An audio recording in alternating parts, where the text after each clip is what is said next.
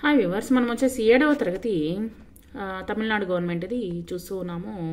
వ్యాకరణము 9వ lesson విభాగం అనమాట. అవ్యయాలు రకాలు వాటి గురించి మనం తెలుసుకోబోతున్నాం. ఇప్పుడు వచ్చేసి లింగాలు, వచనాలు, విభక్తులు అనేటువంటివి అన్నీ నేర్చుకున్నాము మనము చిన్న క్లాసుల్లో. లింగ వచన విభక్తులు అనేటువంటివి లేనివి వాటిని అవ్యయాలు అని అంటారు. అవ్యయాలు అంటే ఇప్పుడు మనం కొన్ని సందర్భాల్లో బస్, అయ్యో, ఆహా, ఓహో అంటూ మనము కొన్ని పదాలని ఉపయోగిస్తూ ఉంటాం. వాటికి ఏదైనా ఒక వింత విషయాలని గురించి చూసినప్పుడు, లేకపోతే ఒక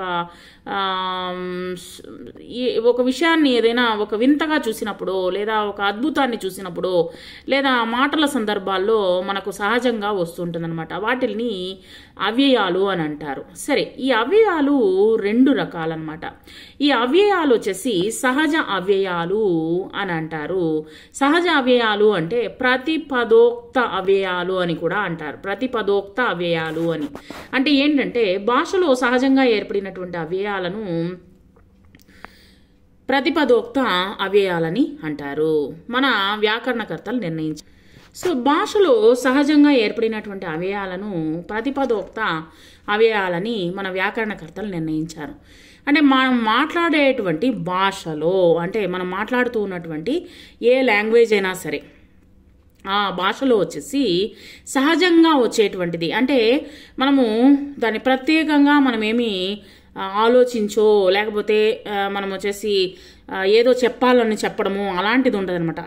ఆ యొక్క సమయము సడన్గా వచ్చేటువంటి మాట అనమాట, నోట్లో నుంచి వచ్చేటువంటి మాట.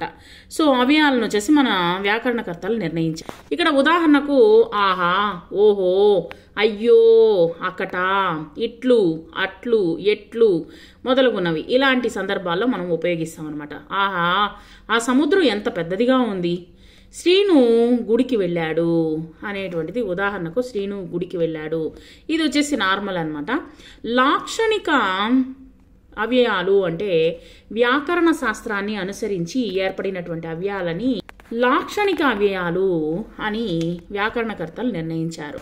అంటే అసమాపక క్రియాపదాలు కొన్నింటిని లాక్షణిక అవ్యయాలని అంటారు.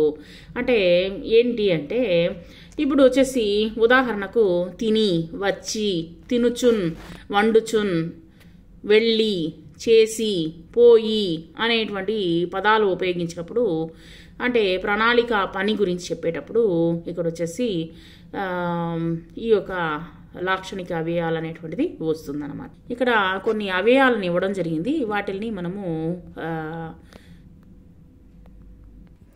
క్రింది వాక్యాల్లో గల అవ్యయాలను గుర్తించండి. ఇక్కడ చూడండి, ఆహా పక్కన వచ్చేసి ఒక క్వశ్చన్ వచ్చేసి ఈ విధంగా ఇవ్వడం జరిగింది. దానికి ఆన్సర్ అనేటువంటి జవాబు అనేటువంటి మనం చూద్దాం.